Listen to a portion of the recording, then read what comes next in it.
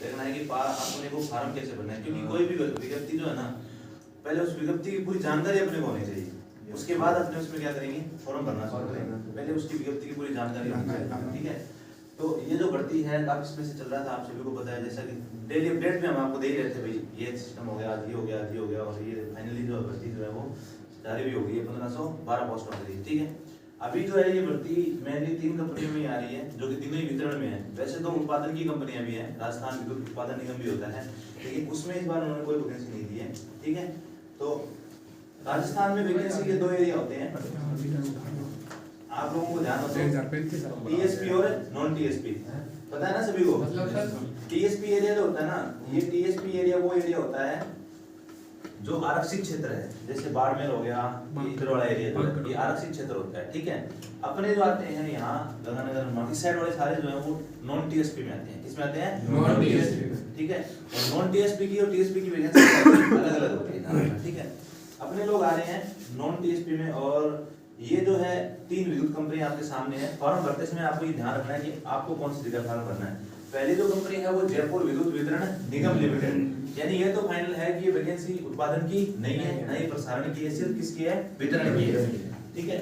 जयपुर के अंदर जो जिले आते हैं उसमें है जयपुर, दौसा, अलवर, भरतपुर, धौलपुर, सवाई माधोपुर, टोंक, करौली, कोटा और है झालावाड़, बारा, बूंदी। और अब देखो ये एरिया कौन से है, राजस्थान के अंदर ये एरिया सारे इधर वाले हैं, यानी पश्चिम वाले सारे जो एरिया ना वो सारे किसके अंदर है, जयपुर निगम के अंदर। समझ में आ रही बात है। अगर आप लोग यहाँ से फॉर्म लगाते हो तो आपको पोस्टिंग यहाँ मिलेगी इन जिलों में, समझ में आई बात है। इन जिलों में से कहीं पे भी मिल सकती है आप लोगों को। अजमेर विद्युत वितरण निगम लिमिटेड, अजमेर विद्युत वितरण जो लिमिटेड है, इसके अंदर अजमेर आता है, सीकर आता है, झुंझुनू आता है, और उसके बाद भीलवाड़ा आता है, चित्तौड़गढ़, और ये सारे जिले जो हैं ये किसी में आते हैं, AVVNL में आते हैं, ठीक है, अजमेर विद्युत वितरण निगम में। अगर आप इस पे मतलब AVVNL पे अगर आप फॉर्म लगाते हो तो आप लोगों को जो पोस्टिंग मिलेगी वो इन जिलों में से किसी एक जिले में मिलेगी, ठीक है। उसके बाद में है जयपुर विद्युत वितरण निगम, सॉरी जोधपुर, JDVNL। ये जो एरिया है इसमें आता है जोधपुर, बीकानेर, पाली, सिरोही, चूरू, हनुमानगढ़, श्रीगंगानगर, जैसलमेर, जालौर और बाढ़। पिछली बार जिन बच्चों ने जोधपुर विद्युत वितरण से फॉर्म लगाया लगभग की पोस्टिंग इस तरफ थी, जैसलमेर की तरफ, पोखरण, जैसलमेर इस तरफ थी। कुछ एक बच्चे जिनके अच्छे नंबर थे उनकी यहाँ सूरतगढ़ में भी थी, कईयों की बीकानेर में भी थी, ठीक है। वो नंबरों के अकॉर्डिंग होता है, अच्छे नंबर होते हैं तो आपको पास में मिल जाती है, नंबर अच्छे नहीं होते तो आपको दूर भी मिल जाती है, ठीक है। उसके बाद देखो ये तीनों कंपनियों में है, तीनों ही कौन सी हैं, वितरण की कंपनियां हैं, मतलब उत्पादन में कोई वैकेंसी नहीं है। अब अपने देख लेते हैं किसमें कितनी सीटें हैं और आप लोगों को किसमें फॉर्म लगाना चाहिए, ठीक है, वो मैं बता देता हूँ आप लोगों को। सबसे पहले डिटेल वैकेंसी की नॉन टीएसपी एरिया के लिए, कौन से के लिए, नॉन टीएसपी। नॉन टीएसपी का मतलब मैंने आपको बता दिया, अपने जो लोग हैं वो नॉन टीएसपी में आते हैं, बाड़मेर, डूंगरपुर, ये सारे जो किसमें, ये टीएसपी में, ठीक है। अब देखो नॉन टीएसपी के अंदर सबसे पहले आप JVVNL की बात करते हैं, जयपुर विद्युत वितरण निगम लिमिटेड की बात करें तो टोटल पोस्ट कितनी है, 1035। टोटल पोस्ट कितनी है, 1035 पोस्ट है टोटल। समझ में आई बात है। 1035 में से अब अलग अलग कैटेगरी में डिवाइडेड है, इसमें है अलग अलग कैटेगरी में। जो अपर कैटेगरी है जिसको बोलते हैं अनरिजर्व कैटेगरी, क्या बोलते हैं, अनरिजर्व कैटेगरी, जनरल अपनी भाषा के अंदर क्या बोलते हैं, जनरल। जनरल के लिए JVVNL में कितनी पोस्टें हैं, 370 पोस्ट। कितनी पोस्टें हैं, 370। उसके बाद SC के लिए 164, ST के लिए 124 और BC का मतलब होता है OBC, बैकग्राउंड कैटेगरी, अन्य पिछड़ा वर्ग, उसके लिए कितनी है, 216। ये MBC गुजर वगैरह जो है उनके लिए एक स्पेशल कैटेगरी है, उनमें 51 है। और EWS जो ये नई कैटेगरी जोड़ी गई थी इसी बार से, आपको ध्यान में हो तो EWS का मतलब हो गया जनरल के अंदर वे कैंडिडेट इकोनॉमिकली वीक सेक्शन से, मतलब उनकी जो ईयरली इनकम है वो 8 लाख से कम है और उनकी जमीन जो है वो एक क्राइटेरिया डिसाइड किया गया उससे कम है, तो वो किस में आते हैं, इकोनॉमिकली बैकवर्ड में आते हैं, वो मतलब EWS के अंदर आते हैं। उसके लिए आपको सर्टिफिकेट बनाना पड़ेगा EWS का, फिर आप उससे फॉर्म लगा सकते हो, ठीक है। तो ये EWS की पोस्ट है, ठीक है। उसके बाद देखो ये अलग अलग कुछ है, मतलब कुछ पोस्टें हैं 3 स्टार का मतलब 3 से ऊपर नीचे भी हो सकती है, ठीक है। उसके बाद में ये देखो आपके पास हॉरिजॉन्टल रिजर्वेशन का मतलब होता है कि आप जिस कैटेगरी में उसी में फाइट करेंगे, बाद वाली कैटेगरी में फाइट नहीं कर सकते, ठीक है। और ये है आपके पास में कैटेगरी वाइज वैकेंसी। कौन सी पोस्ट के लिए आपने देखा है? जेबीवीएनएल। उसके बाद है जेडीवीएनएल। क्या है? जेडीवीएनएल। जहाँ बीकानेर, जोधपुर और श्रीगंगानगर, हनुमानगढ़, ये सारा एरिया जो है इसमें आता है, जेडीवीएनएल में आता है, जिसमें जनरल की पोस्ट कितनी है? 135 है और 59 है, बीसी कितनी है? 70 पोस्टें हैं। उसके अलावा आपके पास में जो है ईडब्ल्यूएस की कितनी है? 37 है। ओवरऑल पोस्टें कितनी है? 370। ठीक है। उसके बाद में आपके पास में ये आती है टोटल पोस्टें। क्या जाती है? टोटल टीएसपी को मिल जाती है 1405, 1512 में से। तो बाकी जो मिलेगी वो किसको मिलेगी? Non TSP. ठीक है। इसके बाद ये नॉन टीएसपी वाले हैं। नॉन टीएसपी वालों को टोटल 107 पोस्टें मिल रही है। कितनी मिल रही है? 107। तीनों कंपनियों में नहीं है, सिर्फ दो ही कंपनियों में है। क्योंकि आपको पता है जो ये वाला एरिया है जयपुर वाला, ये नॉन टीएसपी के क्षेत्र में आता ही नहीं है। ठीक है। तो वहां पर कौन आ गया? एवीएनएल आ गया और जेडीवीएनएल आ गया। तो जेडीवीएनएल में से 27 पोस्टें तो किसको दे दी गई? नॉन टीएसपी को, सॉरी टीएसपी को दे दी गई। और एवीएनएल में से 80 पोस्ट दे दी गई टीएसपी को दे दी गई। तो टोटल पोस्टें अब अपने पास बन जाती है कितनी? 1512। 1405 और 107 जोड़कर कितनी हो जाएगी? 1512 पोस्टों पर ये वैकेंसी है। अब देख लेते हैं इसकी क्वालिफिकेशन वगैरह क्या है। देखो ये नोट इसलिए डालते हैं कि ये कह रहे हैं कि भाई नंबर ऑफ वैकेंसीज जो हैं वो डिक्रीज और इंक्रीज की जाती है। ठीक है। और बढ़ाई घटाई जा सकती है, वो डिपेंड करता है उस टाइम पे क्या सिस्टम लगेगा। ठीक है। उसके बाद में कॉमन कॉम्पिटिटिव एग्जाम भी होगा इसका। कॉमन मतलब सभी का एक एग्जाम होगा। Shall be conducted for all the company. सभी के लिए एक कॉमन एग्जाम होगा, सारी कंपनियों के लिए। ऐसे नहीं तीन कंपनियां तो अलग अलग एग्जाम लेगी, तीनों का एग्जाम क्या होगा? कॉमन होगा। समझ में आएगी? आपने किसी ने जेडीवीएनएल से लगाया, किसी ने एवीएनएल से लगाया, किसी ने मान लो जयपुर से लगाया, तो अलग अलग कंपनियां हैं लेकिन सभी का एग्जाम क्या होगा? एक ही होगा। ठीक है। Candidate are required to give clear preference in the application itself with regard to companies. मतलब ये हो गया कि आप लोग है ना, आप लोग टोटल 1405 पोस्टों पर फाइल कर सकते हैं। पिछली बार क्या था? पिछली बार ये था कि बच्चा जो है, एक बच्चा जो है मान लो एक कैंडिडेट फॉर्म भरता है तो वो सिर्फ एक कंपनी से भर सकता है। दूसरी कंपनी से अगर वो भरेगा तो उसको दूसरा फॉर्म लगाना पड़ेगा और मेरिट भी क्या निकलेगी? अलग अलग निकलेगी। लेकिन इस बार इन्होंने सिस्टम क्या कर दिया? चेंज कर दिया। इस बार इन्होंने क्या किया है कि आप लोगों को फॉर्म भरते समय प्रेफरेंस देनी पड़ेगी। क्या देनी पड़ेगी? प्रेफरेंस का मतलब हो गया आप एक नंबर पर किसको रखना चाहते हो, दो नंबर पर किसको रखना चाहते हो और तीन नंबर पर किसको रखना चाहते हो। इसका मतलब ये हो गया आप ओवरऑल 405 पोस्ट ले क्या कर सकते हो? 1405 पोस्ट ले क्या कर सकते हो? फाइट कर सकते हो। ठीक है। अब मैं आपको थोड़ा सिस्टम बताता हूँ। मान लो जेबी जो जयपुर विद्युत वितरण निगम लिमिटेड की पोस्ट हाई है और ज्यादा पोस्टें हैं और उसकी मेरिट भी ज्यादा जा रही है, तो आप अगर उस मेरिट में नहीं आ रहे तो आपको उससे नीचे वाले मेरिट में लाया जाएगा। उससे नीचे वाले मेरिट किसकी आ जाए? मान लो जेडीवीएनएल की आ गई, उसमें भी आपको सिलेक्शन नहीं आ रहा तो आपको उससे नीचे वाले में लाया जाएगा। ठीक है। आपने एक नंबर पे अगर आपने जिसको डाला है उसके बराबर आपकी मेरिट आ रही है, आपके नंबर आ रहे हैं तो आपको वो मिल जाएगी, अन्यथा आपको नीचे वाले कैटेगरी में ला दिया जाएगा। समझ में आ रही बात है? ठीक है। लेकिन ऐसा नहीं होगा, ऐसा ना हो जाए जैसे कि किसमें होता है? एनटीपीसी के अंदर हुआ था, जिसका पहली कैटेगरी में, हाईएस्ट कैटेगरी में जिसका सिलेक्शन हो गया वो तीनों में ना आ जाए, बस ये ऐसा हो जाएगा तो फिर सिस्टम खराब हो जाएगा। पर ऐसा नहीं होगा। ठीक है। हाँ, वो पोस्टें खाली रह जाती है। इतनी बात समझ आ गई ना सभी को? तो ये चीज यहाँ पर क्लियर हो जाती है कि आप लोगों को अलग से कंपनी में आवेदन करने की जरूरत है नहीं है। आप लोगों को क्या डालनी है? प्रेफरेंस डालनी है। इसीलिए क्योंकि बच्चे क्या होते हैं, विज्ञप्ति को ध्यान से पढ़ते नहीं है, बाद में उनको पता भी नहीं होता कि कैसे हम एग्जाम को कैसे फॉर्म भरना है। ठीक है। समझ में आ गई? Required to companies per year 24 preference given by the candidate in year application form. समझ आ गई बात ये? ठीक है। with regard to companies shall be final and invocable, no second opportunity shall be given for any change in preference। मतलब ये हो गया कि आपने जो प्रेफरेंस डाल दी और फॉर्म आपने सबमिट कर दिया, उसके बाद आप उसको चेंज नहीं कर सकते। बाद में आप ये नहीं कह सकते मुझे तो पहले नंबर पे इसको डालना है, वो डाल दिया आपने, डाल दिया, बस वो चेंज नहीं होगा। समझ आ रही बात? ठीक है। उसके बाद देखो नेक्स्ट अपने पास आता है person who are bona fide resident of TSP area of Banswara. TSP area में कौन आता है? बांसवाड़ा, डूंगरपुर, पाली, सिरोही, प्रतापगढ़, उदयपुर, चित्तौड़गढ़ एंड राजसमंद हैविंग विशेष मॉडल एरिया, विशेष मूल निवास प्रमाण पत्र are only eligible to apply against the vacancy TSP area. मतलब जो टीएसपी एरिया से होगा उसको वहां के लिए कोई ना कोई डॉक्यूमेंट देना पड़ेगा कि आप वहां से हो, तो उसके लिए एक विशेष मूल निवास प्रमाण पत्र बनता है, वो बनवाना जरूरी होगा, तभी वो टीएसपी में माना जाएगा, अन्यथा वो नहीं माना जाएगा। ठीक है। उसके बाद देखो रिजर्वेशन बताने की जरूरत नहीं है सभी को।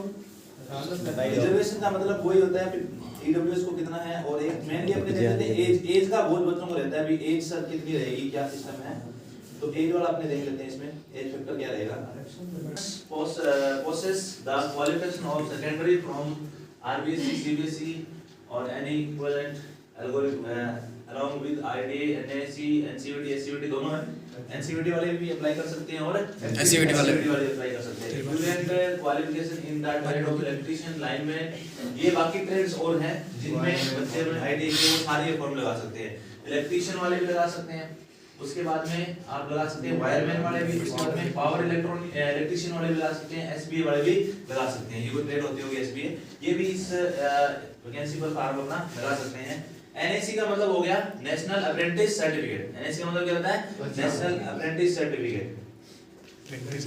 हाँ आप देखो भाई, आप देख लेते हैं अपीयरिंग मोड में कुछ आया कि नहीं आया, या फिर ऐसे बोलते विपास वाले पढ़ सकते हैं। Process requires site qualification on the date fix of document verification। इसमें आपकी डॉक्यूमेंट सारे वो क्या होता है, डाउट सारे क्लियर हो जाता है। इस लाइन के अंदर बहुत बड़ी बात बोली है, बात ये बोली है कि ऑन द डॉक्यूमेंट वेरिफिकेशन पर आपके सारे डॉक्यूमेंट कंप्लीट होने चाहिए। इसका मीन अपीयरिंग वाले फॉर्म लगा सकते हैं। ये डाउट आपका क्लियर है। यहाँ पर डॉक्यूमेंट वेरिफिकेशन का टाइम बहुत बड़ा है। अभी प्री होगा, फिर रिजल्ट, फिर मेन, फिर रिजल्ट, तो लगभग 6 महीने तो निकल जाएंगे। इतने में आपका रिजल्ट आ ही जाएगा। बस ये दुआ करना कि बैक ना लग जाए, ये दुआ करना भाई बैक ना लग जाए। अगर किसी की बैक लग गई आईटीआई में तो उस बच्चे का फ्यूचर ही खराब हो जाएगा। इसके बाद वैकेंसी मुझे लगता नहीं है, बस ये दुआ करना बैक ना लगे हमारे किसी भी हाल के अंदर, ठीक है। उसके बाद देखो candidate diploma of Indian army naval air force consider equivalent to ITI will only be considered equivalent qualification diploma in engineering or higher qualification will not be considered equivalent to ITI। ठीक है भाई, जैसे हरियाणा में किया था, हरियाणा में क्या था कि लाइनमैन की पोस्ट के लिए बीटेक और डिप्लोमा वाले को भी एलिजिबल कर दिया था, लेकिन यहाँ इन्होंने क्लियरली बोल दिया है कि higher qualification not be considered equivalent to ITI. Higher qualification मतलब डिप्लोमा और इंजीनियरिंग वाले जो बच्चे हैं बीटेक वाले, वो आईटीआई के इक्विवेलेंट बिल्कुल भी नहीं माने जाएंगे, यानी वो इसमें नहीं लगा सकते। बस आप पेपर दे सकते हो बकर, जो डॉक्यूमेंट वेरिफिकेशन का आपको वादा कर दिया जाएगा। समझ में आ रही बात ये? तो ये हो गया आपकी क्वालिफिकेशन से रिलेटेड। इसे और it appearing in the final year examination of the aforesaid required educational qualification shall be eligible to apply for the post। मतलब आप अप्लाई कर सकते हो इस पोस्ट के लिए, और but he and she shall have to submit proof of having acquired the requisite educational qualification at the time fixed for document verification after only competitive exam। मतलब आपको competitive exam के बाद on the spot पर जब आपकी document verification होगा, उस time आपको proof देना होगा कि आपकी जो आईटी है या जो आपकी क्वालिफिकेशन है वो कंप्लीट है, तो प्रूफ आपको पता है वही होगी आपकी फाइनल ईयर की मार्कशीट, ठीक है।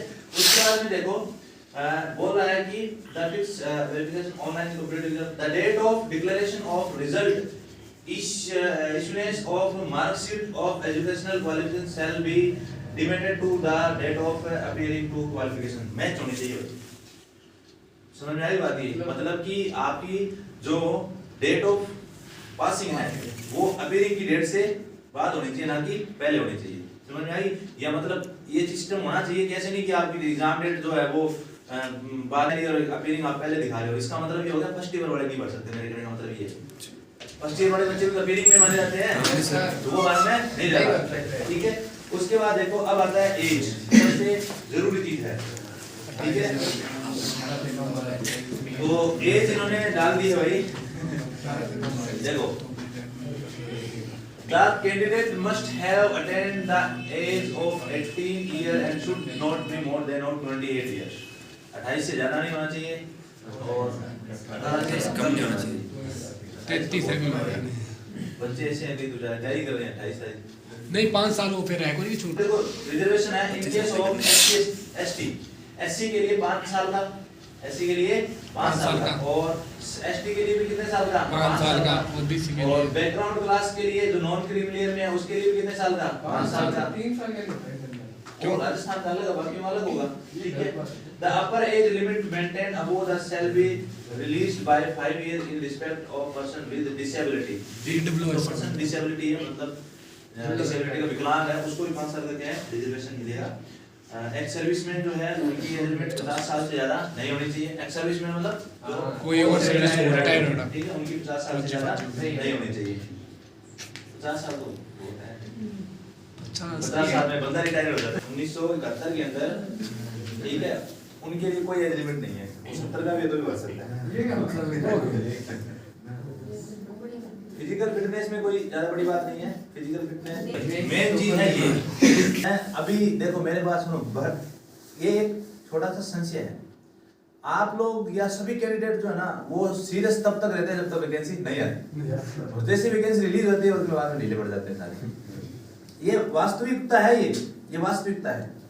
सीरियस तब तक रहते हैं जब तक भर्ती नहीं आती है, ये हमें बढ़ना है। लेकिन जब भर्ती आ जाएगी, फिर अभी जब भर्ती आएगी तब क्या होगा, अभी तो 1 महीना फार्म कोई पड़े, फिर 1 महीने आराम से मजे करेंगे, फार्म भर देंगे, फिर क्या अभी तो एग्जाम डेट ही नहीं आई, फिर एग्जाम डेट आएगी 45 दिन पहले, अभी तो 45 दिन पड़े, 15 दिन बाद में तैयारी कराना, महीने में तैयारी करना, अब महीनों रहेगा अब तैयारी कराना, फिर कुछ संडे को बैठे बैठे अरे यार काल तो पड़े आज ऐसे करके वो लास्ट 15 दिन में तैयारी करना शुरू करते हैं। वो फिर 15 दिन कहते हैं सिलेबस ही पूरा नहीं होता, ऐसे हो जाता है। क्योंकि ये अपना दिमाग ऐसा ही है, समझ में आई बात है, इसको थोड़ा काबू में रखना पड़ता है। वही काम आपको करना है। भर्ती आने तक ये आपकी लड़ाई सीमित नहीं होती, आपकी लड़ाई तो भर्ती आने के बाद में शुरू होती है। लड़ाई शुरू होती है लेकिन तैयारी तो पहले चाहिए ना आपको। युद्ध के टाइम पे कौन तैयारी करता है? वो तो पहले से होती है तैयारी तो, ठीक है।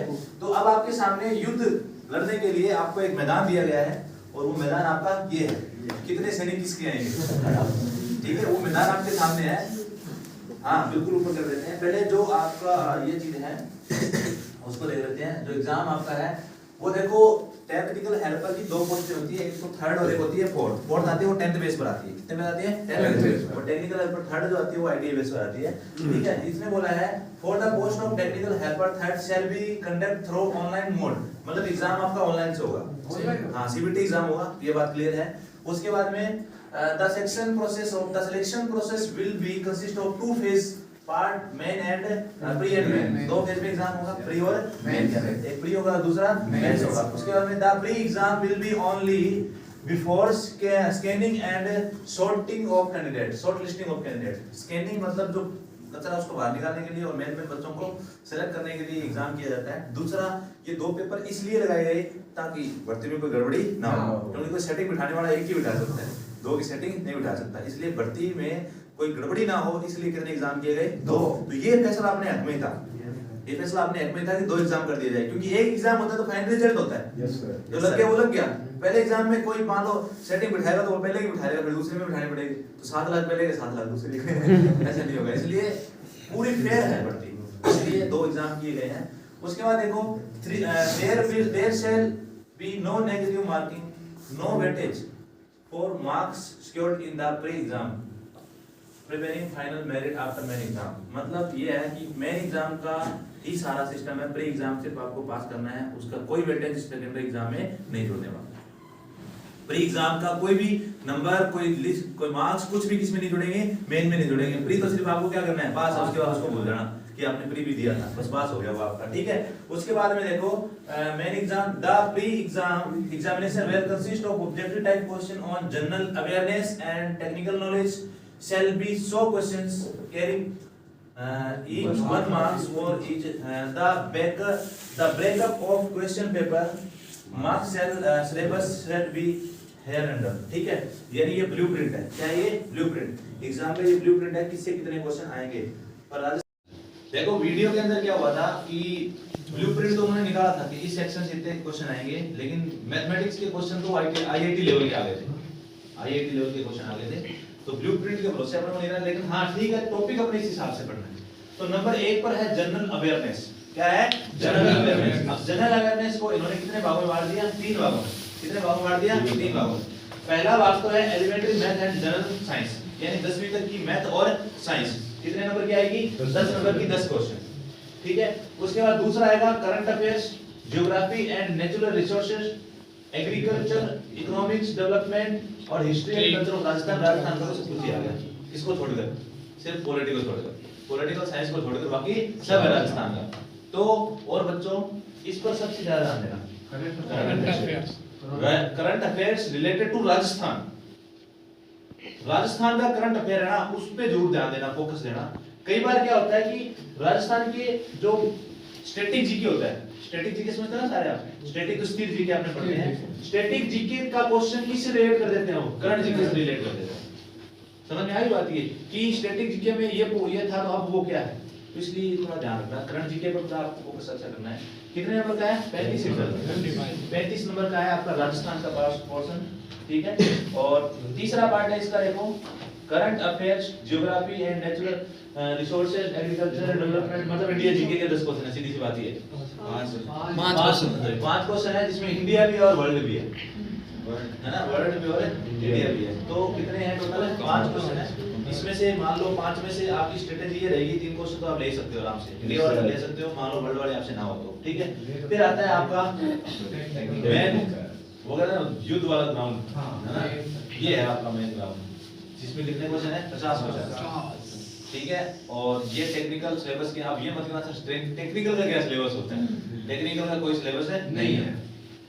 समझ में आ गई? जब ब्लूप्रिंट के हिसाब से पेपर ही नहीं बनता तो आप सिलेबस के अकॉर्डिंग पढ़ना भी नहीं अपने, समझ में आ गई ना।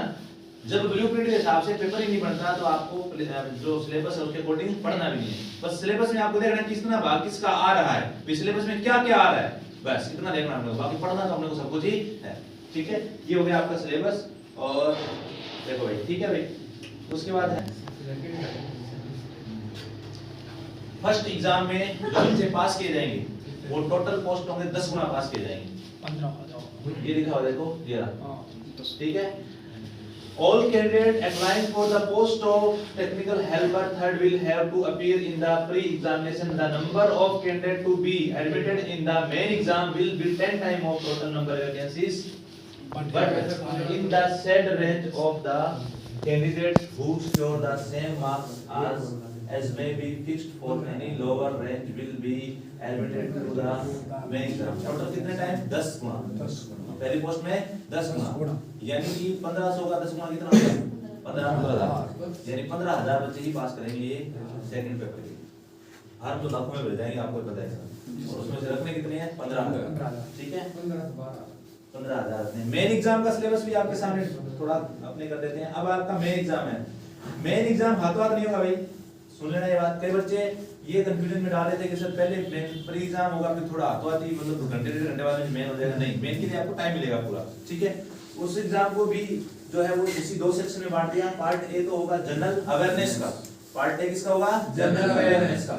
उसमें जनरल साइंस कितने नंबर की? 5 की। एलिमेंट्री मैथ कितने नंबर की? 5 की। ऊपर वाला सिस्टम ये सेम प्री वाले 10 नंबर का, ये दोनों हो गया। राजस्थान की जो आपके पास में current affair, geography, natural resources, agriculture, economics और उसके अलावा हिस्ट्री और कल्चर जो है वो कितने नंबर का है? 30 नंबर का।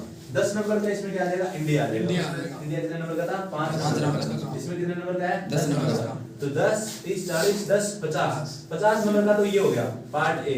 और पार्ट बी कितने नंबर का है? 100 नंबर का, जो आपका टेक्निकल सब्जेक्ट है, जो आपका क्या है? Technical subject. टोटल क्वेश्चन कितने होंगे? 150, यानी मेन एग्जाम कितने नंबर का होगा? 150 नंबर का, और प्री एग्जाम कितने नंबर का होगा? 100 नंबर का।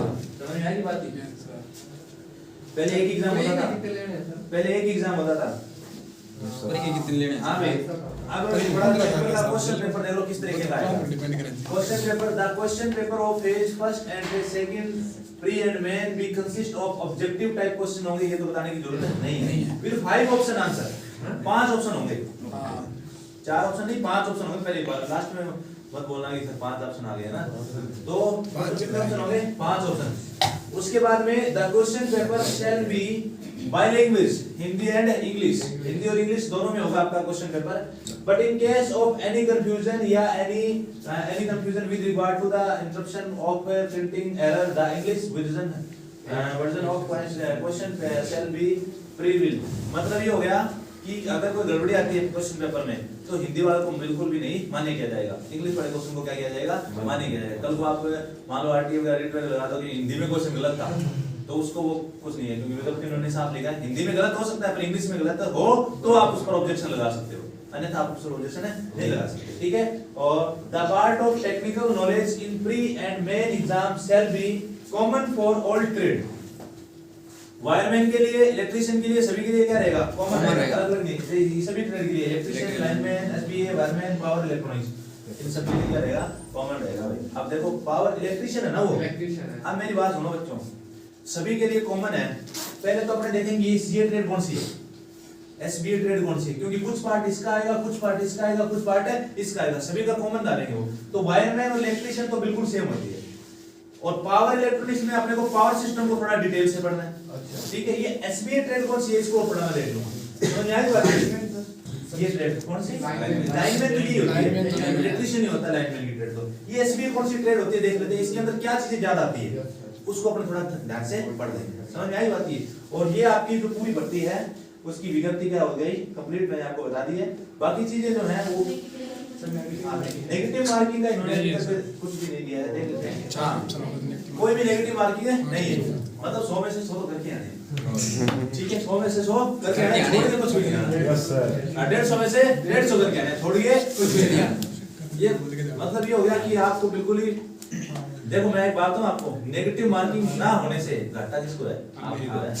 पता है क्या होता है नेगेटिव, वही बात होगी, नेगेटिव मार्किंग ना होने से आप तो बिल्कुल फ्री हो गए, सारे गलत होगा नहीं, गलत होगा नहीं, ऐसे पता नहीं नंबर तो कटे ही नहीं। तो इसलिए सही वाला क्वेश्चन भी जल्दबाजी में क्या हो जाता है, गलत हो जाता है, उस पर सोच विचार नहीं करते अपने क्वेश्चन। तो ये इसी के साथ में आपका जो भर्ती है ये क्या हो जाती है, इसकी सारी चीजें अपने कंप्लीटली पढ़ दी है। और आप लोगों को पता भी चलेगा होगा कि अपने को किस तरीके से प्रेफरेंस डालनी है, ठीक है। और किस अभी देखो प्रेफरेंस में जेडीवीएनएल वाले फर्स्ट किसको डालोगे? जेडीवीएनएल को डालोगे, ठीक है। बाद में सेकंड पे हो सकता है अपने आपको जेडीवीएनएल में नहीं आप मेरिट बना पा रहे तो आपको एवीएनएल मिल जाएगा, एवीएनएल में नहीं बना पा रहे तो आपको जेवीएनएल मिल जाएगा। आपके हिसाब से कैटेगरी कैसे है? मेरे हिसाब से कैटेगरी पहले नंबर पे किसको जो है वो अपने ऑनलाइन क्लास में नहीं बताएंगे, डिस्कस करेंगे, वो करेंगे ऑफलाइन क्लास में डिस्कस, ठीक है। तो ये आपका